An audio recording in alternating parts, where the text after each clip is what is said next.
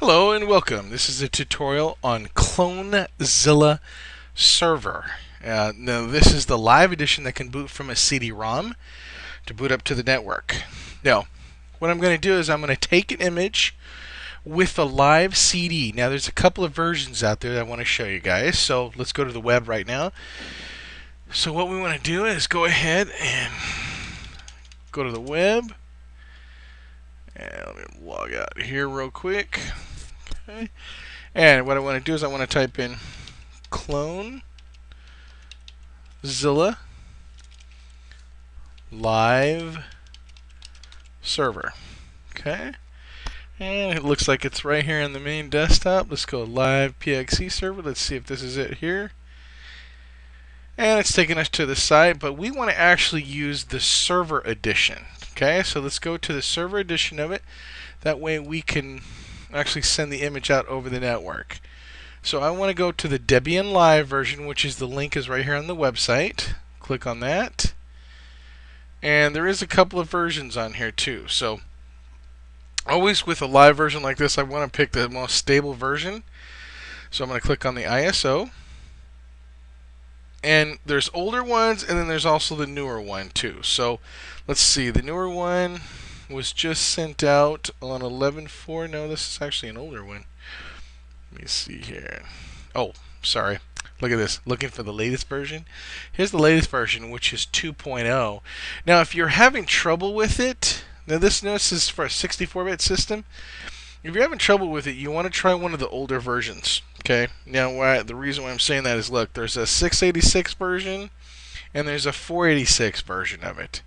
I'm going to try whatever one works best for me, but this is the one that you guys need. Is right here, where it'll say Debian Live right here.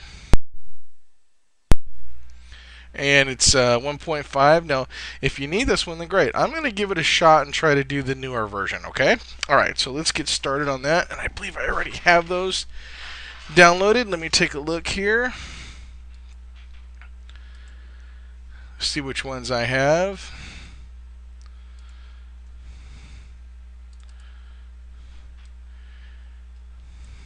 Alright, let's go to the desktop here. Go to my desktop folders here.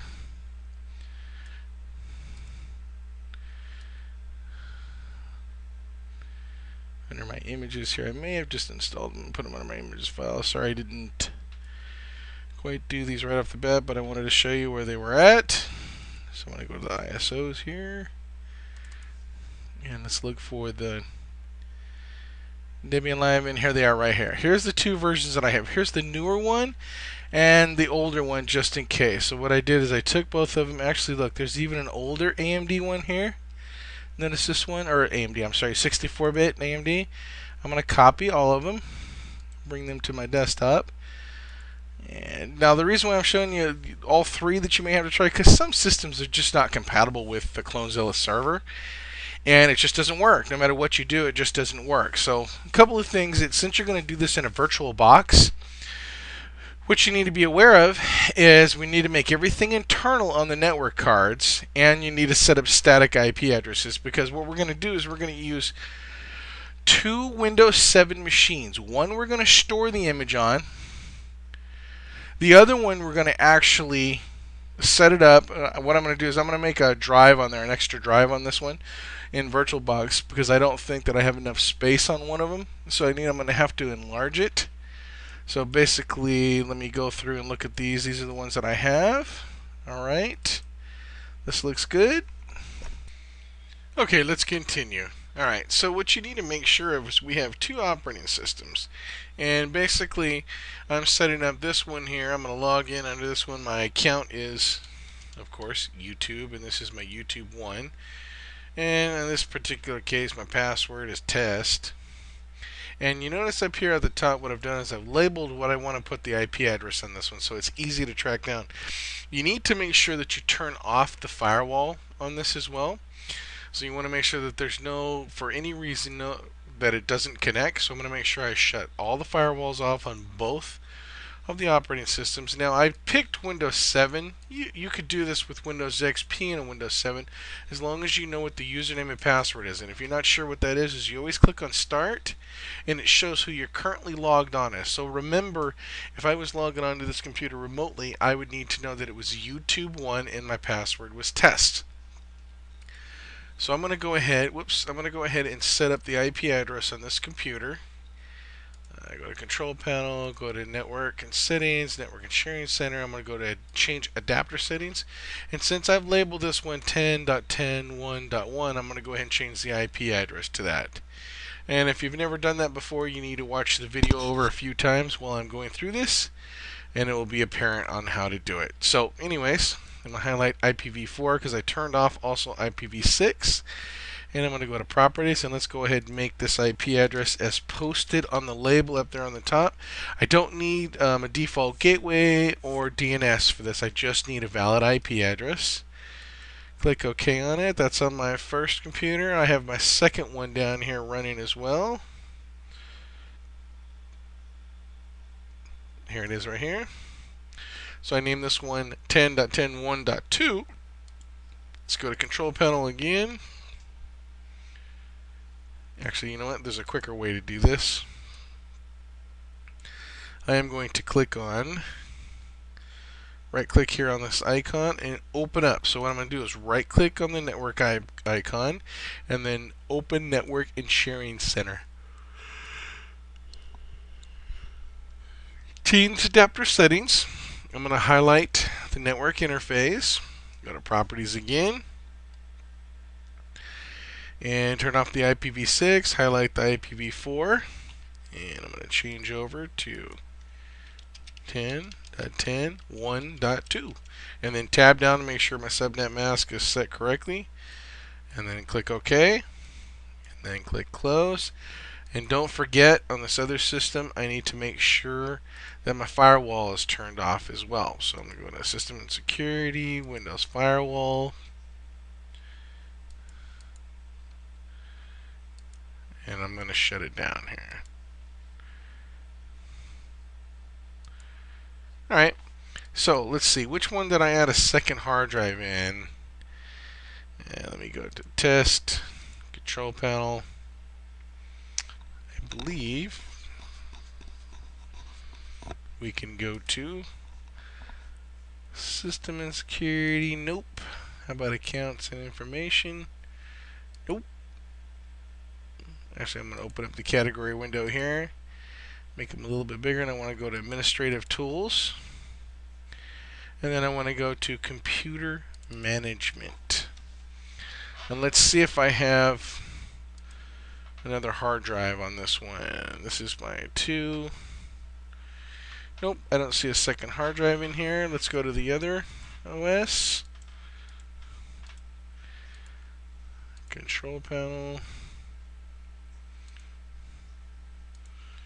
Administrative Tools, Computer Management, and so it looks like this one's going to be the one that I'm going to load it up on there because I bet this has the secondary virtual disk. Yep, it's detecting it now. Awesome. So I put a 40 gig drive so I can copy the image from my other workstation. So that's the 10.10.1.2. I'm going to right click and format this drive. Use a new simple drive is fine.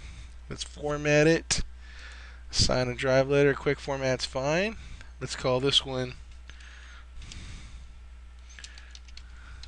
Data Store.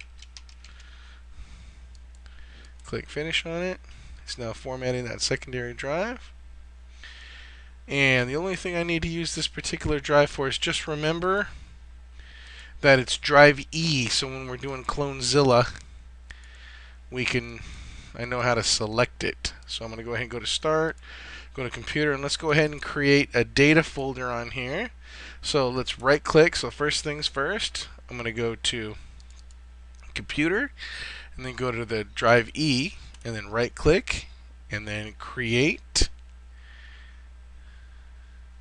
Actually, I need to create a folder first. So go to right click on it, go to New, and then I'm going to go to Folder. I'm going to call it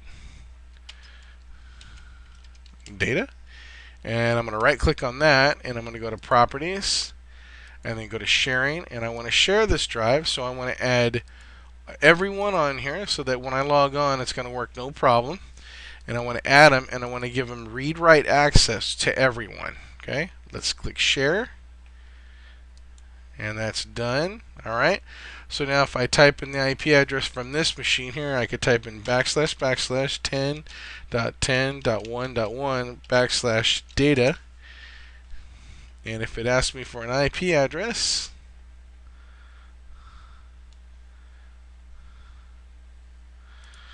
taking a little bit, I see. I want to make sure both of these are set to internal. That one is too. Yeah, they're both set to internal. Yep, it did prompt me for a username and password. So the username and password is going to come from this machine over here. So this is what it's asking. So I'm logged on as YouTube1, and test is my password. So YouTube1, and then test is my password. And I gained access to the data share. You see it right here. So now I have access to that through this drive. Okay. So if I need to be able to, I'm going to use Clonezilla, and I'm going to boot up Clonezilla on this one, and I'm going to send this image over to this one as a Clonezilla image. So let me go ahead and sysprep this OS, okay? So I'm going to go ahead and sysprep it. So this is 10.10.2, and I'm going to go ahead and sysprep this one. So computer power net, actually, sorry, I'm going to computer, drive C, Windows, and let's bring it down to where it says System 32, and then we're looking for Sysprep, and there it is right there. And let's go ahead. Looks like I sysprep this one time before, so I'm going to delete this one. This is on a previous project or a tutorial I just did today, but I'm going to go ahead and go to the Sysprep, and it might give me an error because I've already sysprepped it once. I'm going to go to shutdown, so select generalize and then shut down, and hopefully all goes well.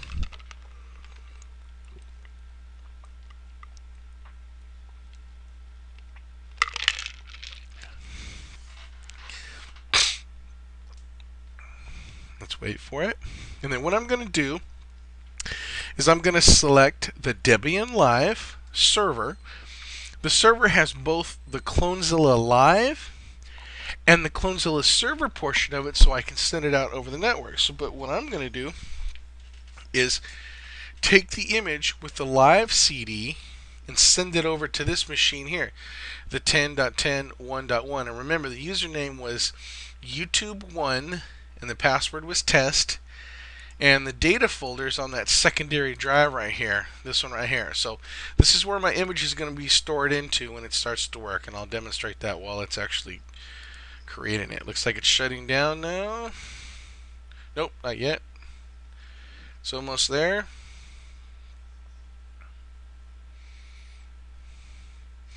And I'm going to go ahead and try the 64-bit Clonezilla server, live server first, before I go ahead and try another one. So what I'm going to do is, once this one shuts down, you need to leave your other one running because it's going to store your image. And again, this is demonstration purposes for doing this in the real world, because pretty much VirtualBox is going to be like the real PC. So you could do this on PCs exactly as I'm showing you inside of VirtualBox here. You could actually use 2 client PCs to do it. But I'm right click on this and go to properties. And what I need to do is I need to make sure that the CD-ROM is the first boot device now. I'm going to move that all the way up to the top. And you notice this right here where it has the CD-ROM as the first boot device. I need to go to the CD-ROM, highlight it, and I'm going to bring in that Debian 64-bit one, which I placed on my desktop here. And that is right here, the 2.018 AMD 64-bit version. Now, I don't have a 64-bit processor on here, so it may complain. I'm going to find out here very quick if it's going to work. So let's give it a try. And it's going to boot up to the CD-ROM right now. It looks like it booted so far. Alright, let's give it a shot.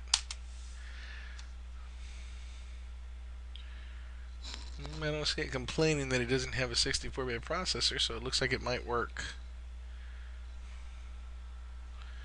It's almost done.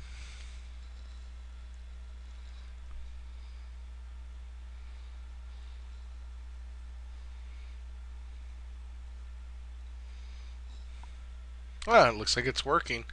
So let's go through the process. This is English. I don't need to touch the key mapping on it. And 0 is the default. Continue to start X window automatically and use Debian Live, which we're going to use by clicking enter again. Went a little bit outside my border here, so I want to bring it up here so you can see it. But just notice that this OS is running here in the background.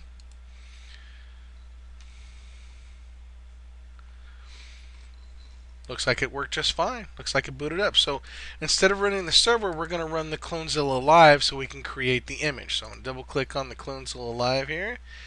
And we want to image the drive that we're currently on right now. So this is the one we want to take. So that's going to be device image. And we want to use the local device. So basically, let's see, before clone, you have to assign where the Clonezilla image will be saved. So we want to say this is going to be Samba Server, is where we're sending it. And it's going to ask us some information about that. I'm going to go ahead and set this up as a static IP address because there's no DHCP server on here. And so the one that I'm on actually right now, I'm going to set this up as, let's see, is choose the mode to set up your network card. So I'm going to put it in there. Well, it default to that one, but what we need it to default to is 10.10.1.2. So we need to be a different IP address than the one we're going to try to send it to. This is the IP address of the server right here, Clonezilla Live, and the IP address that's going to ask me where the Samba share is. By hitting enter, the subnet mask is not correct. 255.0.0.0 is for that IP address that we entered. And I guess we can leave it as a default gateway as that. And that one's fine too. Yeah, the Samba server is on 1. If you guys remember, if we look in the display over here, you can see that it's 10.10.1.1. So I'm going to go ahead and click back in here and hit enter on that. And it says the domain share, you can cancel if there is no domain. There is no domain on it, so we're going to hit enter on it. And remember, our password was, YouTube, our username was YouTube1. And just to make sure, click over here in the display, and you see that right there. I'm logged on as YouTube1, and the password was test. So just so you guys know, I'm going to hit enter on that. And it's not images. My data share was data, if you remember correctly. And you can confirm that by clicking in the window over here, and we can take a look. Remember, it was under Start, Computer, Data. Okay? Let's go ahead and finish this now. Yeah, we'll enter the password, and the password was test. And this screen right here, since it didn't come up with a red screen, it means it accepted it. It's connected now to that other virtual box without an issue. So now I'll click enter on it, and I'm going to accept the default options. I want to choose expert mode. So click enter on it. I want to save disk, save local disk as an image. That is the one that I'm booted up to Debian Live from. And I want to call this one, instead of that name that it gave it, I want to call it YouTube1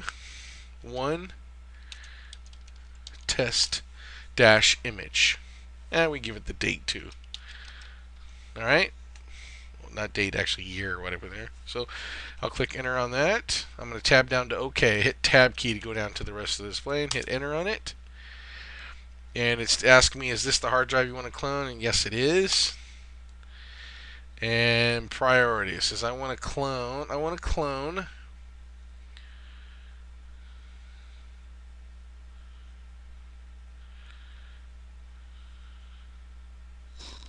This is a new option on here. I'm going to say I want to clone NTFS clone because it is an NTFS partition.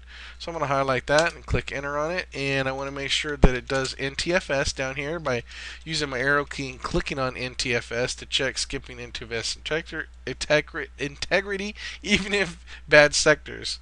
So I'm going to click next on that. And I want to use compression fast with Samba. So I guess that one can work.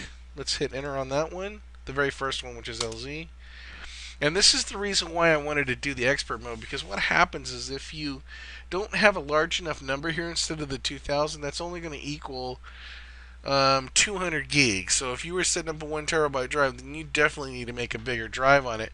But this particular tutorial, the drive is barely 24 gigs. So just to be safe, just to make sure it makes it in one image, I'm just going to add 1 0. But if you had like a 1 terabyte drive, you probably want to add 3 zeros to that number. Okay? So let's click OK. And I want to skip checking and repairing source. Now if you don't, what happens is if you shut the system down abruptly, even on this virtual box, it knows when you shut it down abruptly, and Clonezilla will just stop in the middle of trying to image it, meaning that it's got an error on the drive, and you have to go back and select repair or check disk, and then let the computer reboot and let it repair it. But we didn't do that. I did shut it down. Well, you know what? I may have not shut it down properly. Looks like I can check and repair. So I'm going to go ahead and select that anyways, just to make sure. And do I want to check the saved image? No, skip checking the saved image. And if I want to, once it works, I'm going to go ahead and power it off, because one thing about doing Clonezilla Server live is you want to restart the server once you've run one of the pieces of software to get it to run correctly. So just so you know, I'm going to have it power off once it's done. And the green here indicates that it's connected and it's ready to do it. So if you saw red at this point, then there was something wrong in your configuration, or the drive had too many errors on it. So I'm going to go ahead and click next, or enter. Yes, I want to do it, and everything is fine with me. Click enter on it.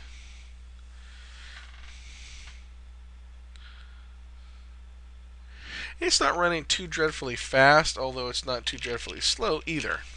Okay, I'm going to pause this and I'll be back right when it's finished.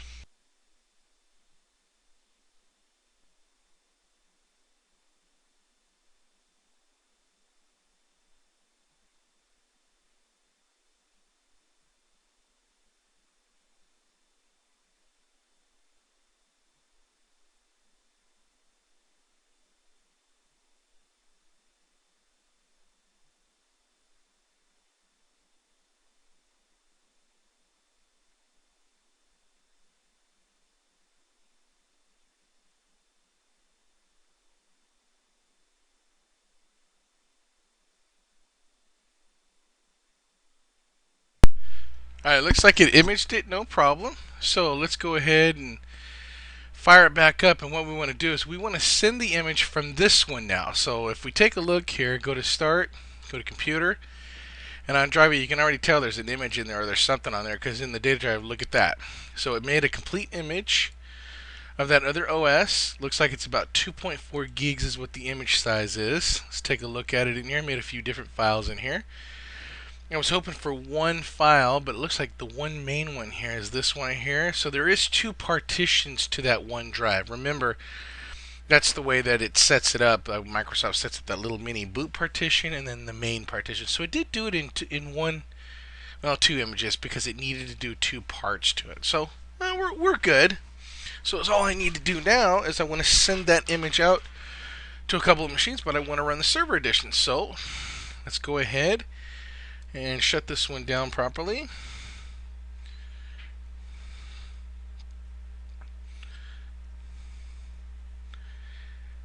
And if you remember right, the other one that we did this with, that's the one that I just took the image from. That's been Sysprep. So whatever we load on there should Sysprep right when it loads up. So let's go ahead and right click on this, go to settings. I want to go to system, and I want to make sure that the network card is not the first boot device. The CD-ROM is, and I want to load the image, the server image. So I want to highlight the empty container for that. And let's find the Debian Live disk, which is right here. And now it's going to boot to Debian Live when I power this one up. So this is going to be where my image is now, and I'm going to go ahead and start it up. And now I'm going to make one to send the image out to. So let's hit enter on that and accept the defaults again. And while this is creating it, I'm going to go ahead and create a new virtual box. This is where I'm going to send my images to. So I'm going to call this Win7 1 dash 1, and I'm going to leave everything defaults on this one and go ahead and create it. And the only thing I need to change about this, and I'm going to go ahead and create another one so you can see two of them running, so we can install this. So Win7-2, alright, and leave this one all defaults as well. Okay, and what I'm going to do is I'm going to set both of these to boot up to the network card.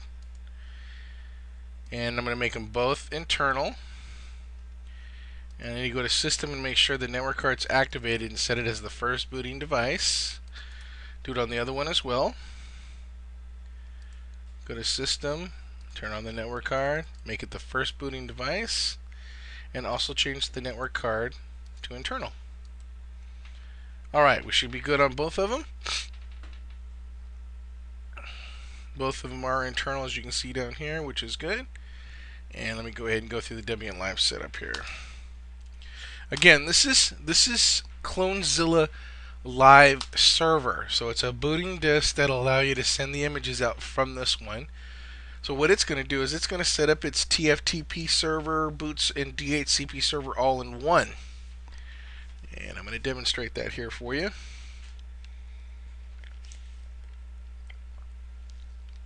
Sorry there, I need to drink something, so go ahead and click Default Config. And last time we clicked on Clonezilla Live. Let's click on Clonezilla Server this time. And let's run it. So I want to use DHCP. Nope, we need to set up a static IP address for this one. So we're going to use static IP. Move your mouse down, or mouse, not your pointer. Use your arrow keys to come down to that. I'm going to call this one 10.10.1.3 or 4. No, 3 is fine because it's different from the other two OSs. I know they're not running, but I'm just going to make it easy so it's a little consistent. So I'm going to click on OK on that. And the subnet mask for that is not correct. I need to just put in 0. That is 255.0.0.0. That's for a Class A network, which starts with 10. And the default gateway is fine. I'm going to leave it. Name server is fine. I'm going to leave that as well. Answer yes. Everything's going good. It looks like it's adding them. So I want to use the local driver.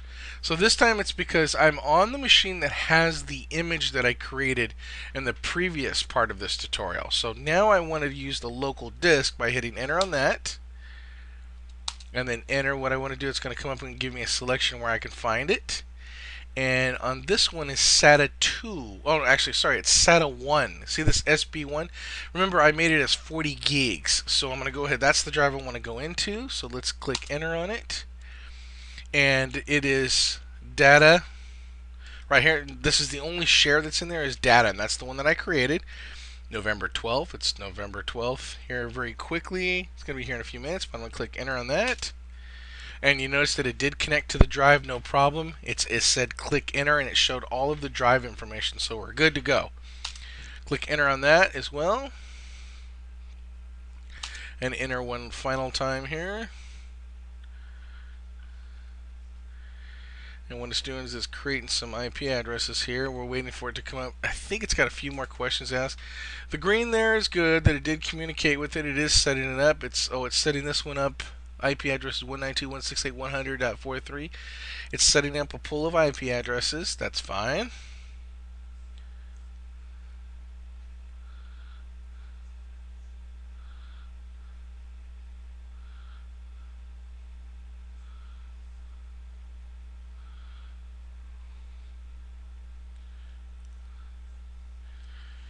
Letting it go through its thing here. It should start saying it's gonna load up the DHCP and TFTP server. That DHCP server does fail the first time, and then it always works the second time around. Notice that about this operating system.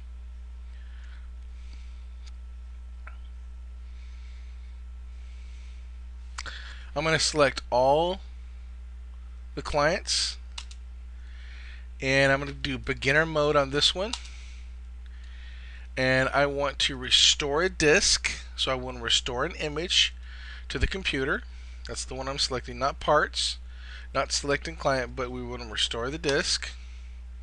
And I'm going to go ahead and power this one off, or power the clients off, or no, let them reboot. Yeah, let them reboot would be better, so that we know that they're running. So I'm going to let them do that. And yes, the YouTube one is the image that I want to deploy. Clicking enter on that. And I want to do unicast since it's only 2 machines, or under 10 machines. I should only do unicast. Multicast is if I've got like 30 or more machines at one time. So I'm going to go ahead and click enter on the unicast, and then one final enter on this, I think, and then it's going to come up and say I can start imaging those 2 other machines. I might need to click enter one more time. Let me try it. Nope. Yeah, there we go. Alright, so this window right here indicates that it's ready to go. So I can boot these other machines up and they'll start loading the OS. I'm going to go ahead and fire them up right now. So here's the first one. And here's the second one. And look at that. It did find the image right here. You can see it. Both of them found the image, and they're both going to start firing up and sending the image out. Looks like they both made it.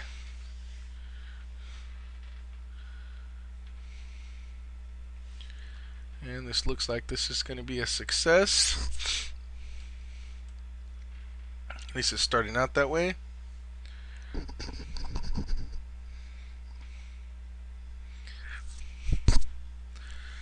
Looks like it's broadcasting those images no problem.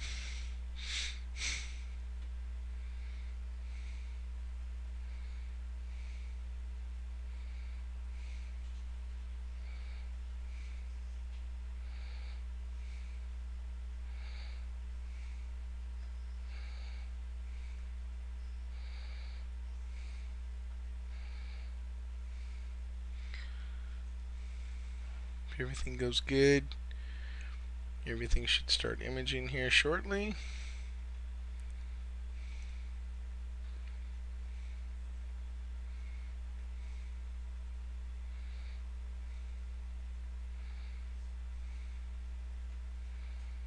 You can definitely see the network card on this server is solid red right now.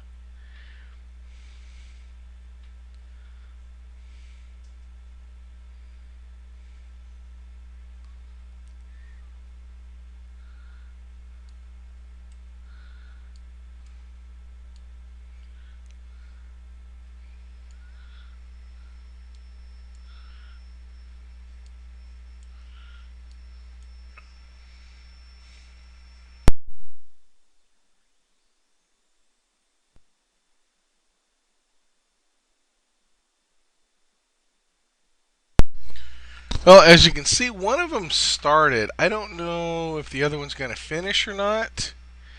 I would have liked to see them all run at one time. I don't know if that was due to that it started late. We'll see here. It's almost done. The other one's almost completely finished. There we go. Sending the old image over. 83% done. What I'm thinking maybe is once this one finishes, it's going to send the other one. Oh, there, the other one started now finally. Yeah, it looks like it was getting towards the end of it, and it just went ahead and decided to start. So, that's decent. And just so you guys can see that it is cloning this, I'll let them both finish here. Looks like the first one's just about done. As I said, I wanted it to reboot.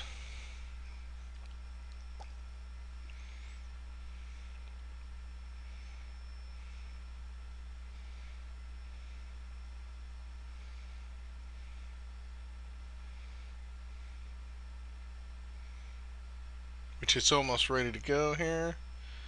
Says it's syncing. It should restart automatically.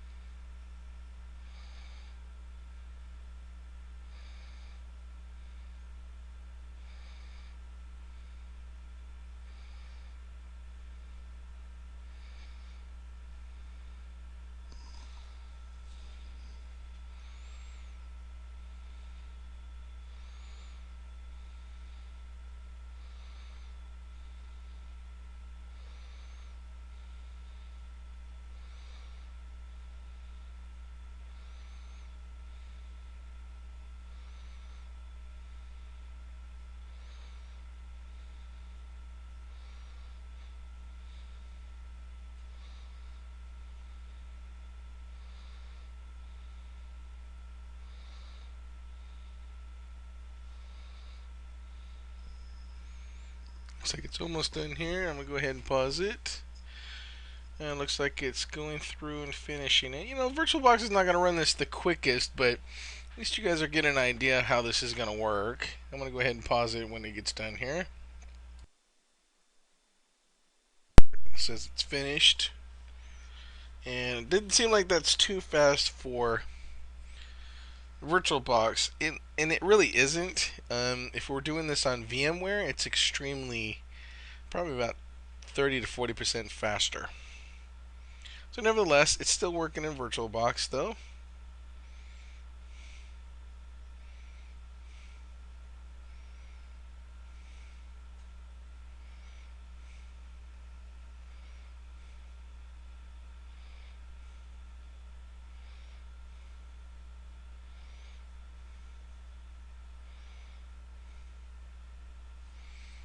Yeah, looks like it's telling it it's done. And the other one's also just about done too. And it's going to reboot. Both of them looks like they're just about ready to reboot.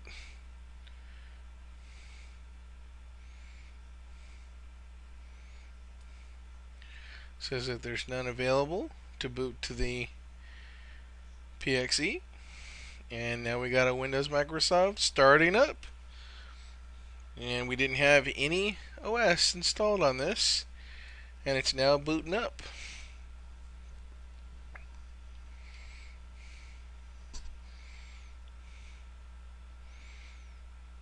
And it booted to it.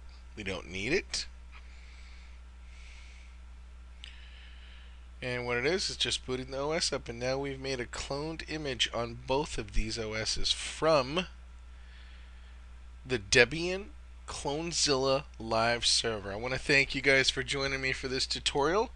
It's been fun, and I hope you guys all learned something from this, because this is something that we use in the classroom at least every other day come testing time. And basically this can help you out without having to purchase a commercial grade imaging software. And as you can see that they're both booting up without any issues. They're actually setting up the devices.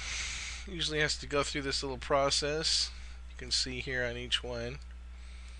Loading up, and it's going to be a little while for each one, but you get the point of this, and both of them worked. So thank you for joining us, and that is how to image using the Clonezilla server. Thank you very much, and I hope to see you guys again. Make some comments on the website. I hope you like all of the information that's been given here, and request any tutorials that you haven't seen. I'd be more than glad to create them. Alright, thank you, and enjoy what you do. Bye-bye now.